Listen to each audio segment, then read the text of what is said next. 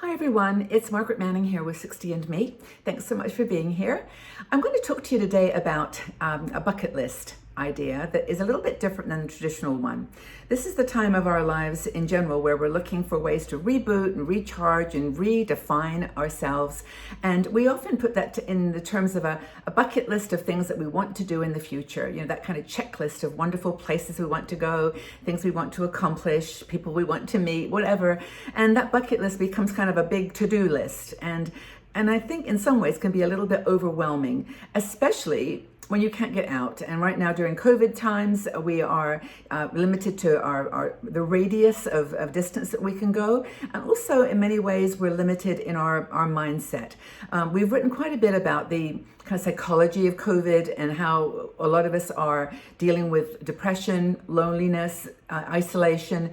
It's just exhausting. And I know after, it'll be almost a year soon of, kind of various forms of lockdown and limitation. Acting on that bucket list is not going to be easy. So one of our bloggers, Rita Wilkins, wrote this article on rebooting your life, recharging your life with a reverse bucket list. And I thought it was such a cool idea, and I thought about it, and I actually didn't understand what she meant by it. So read her article because she does talk about it, and it's a really great article in the sense that it's detailed, it's thoughtful, it's quite a long article, and I'm going to just talk about it at a high level. But I think you'll really find it not just inspirational, but practical and really, really useful. So all of us are going through massive life changes, and this situation with the virus and other things too, the economy, all the resulting impacts, the economy, our family situation, relationships.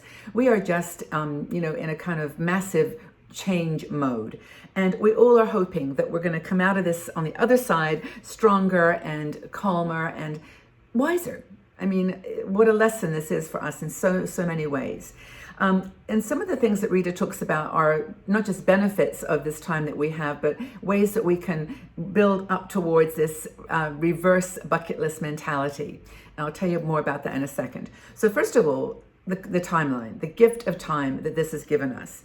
It's given us time to slow down, rethink, and actually, most importantly, to prioritize. I think there's been, I've talked to quite a few women about this in the last few weeks and months, and I think that many have said, it's given me time to just be intentional, directed, and be able to change a bit, be able to pivot.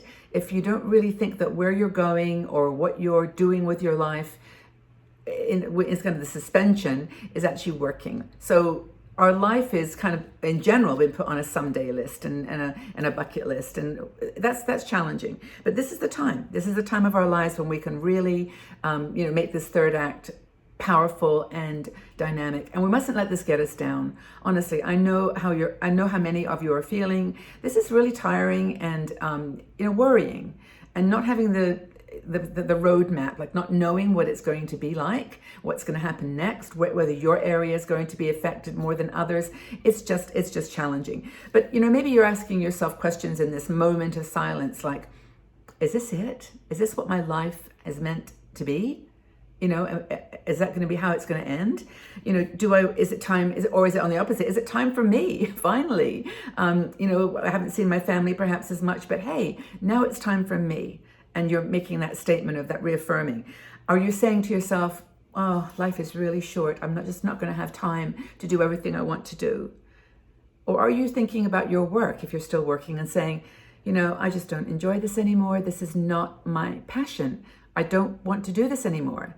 Maybe you're on furlough or you are working from home and you think, I've got to make a change. I've got to find a way. So those are some of the things that maybe you're asking for. She talks about in this article about a book called Lifequakes by Bruce Feiler, and it's all about how in our lives we have these earthquakes, we have these lifequakes that are big. I mean, I can look back on a few in my life. My mom's death, of course, was a huge lifequake for me. My work, leaving home, starting fresh in a new place and with nothing, no money, with nothing at all, was another lifequake. Another one was my divorce. Another one was, I'm thinking of lifequakes, big one, 2008, the crash then. And now this one, and this is a big life quake.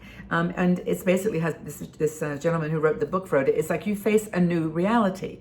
Everything is new. Everything is, you're being forced to confront your fears, your uncertainties, your those hidden dark parts too, the dark parts that come out in the nighttime when you can't sleep, or the worry causes you to lose sleep. So what is a reverse bucket list? Let's go back to that, because I think this is just important and it really helps. Trust me, it helps.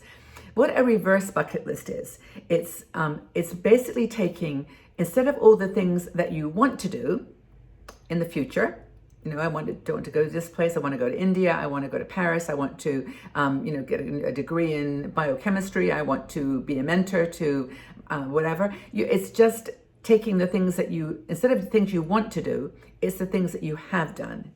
It's a reverse bucket list. It's looking at the things that are, rather than sort of aspirational, like I want to do that, it's my dream to fill in the blank, but it's inspirational. It's like, I did something that was really cool. I got through something that was super hard, or I made a decision and it led me somewhere and it was amazing. Yeah, I fell apart. I fell over many times. In other words, your story. You know your stories. You know what happened to you in your life, but you know that you got through it. Maybe you didn't get through it without some bruises or some bumps or some tears, or many, many tears. There's lots of loss that many people have had in their lives that I'm sure stays with them forever and ever. And I only can say that I understand that because of my mom.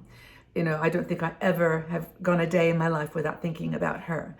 And so that's, those kinds of things are life quakes, yes, but they're about remembering experiences that you've lived through, that you've succeeded in beating, people that have shaped you, jobs that have defined you, lessons that we have learned, children that have inspired us, children who have given us an opportunity to love, to understand the meaning of the word love, and maybe sacrifice, or maybe challenges, whatever has happened in the past that's taught us an important lesson that boosts our self-esteem, because it gives us a sense that it's not aspirational, like I want to visit Paris one day. It's like, I went to India when I was 18 or 20 or 15 or whatever, and I did this. Or I had an experience, by moving house or divorcing or whatever, that changed my life.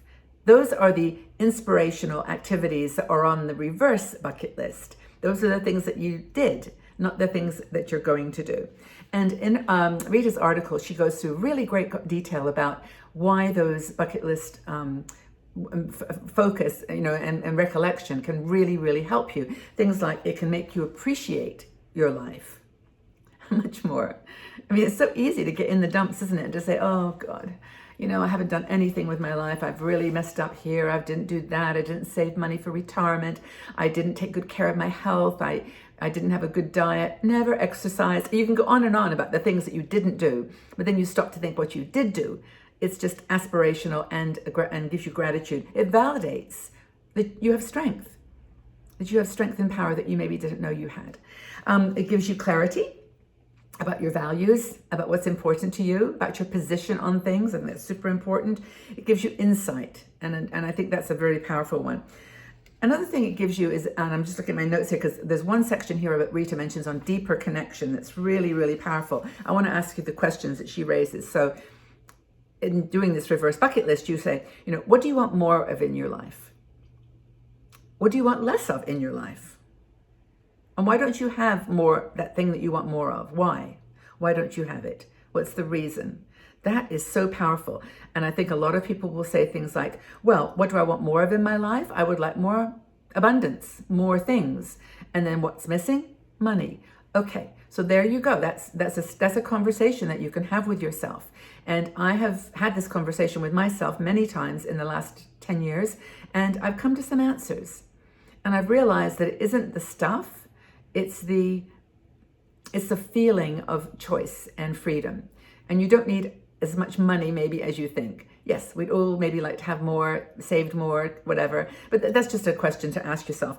Are there things that you need to let go? And what are the things you want to keep? What are the things you yearn for is the final question.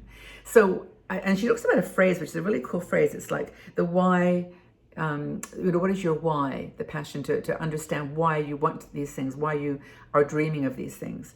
It gives you a vision, a little map for the future maybe.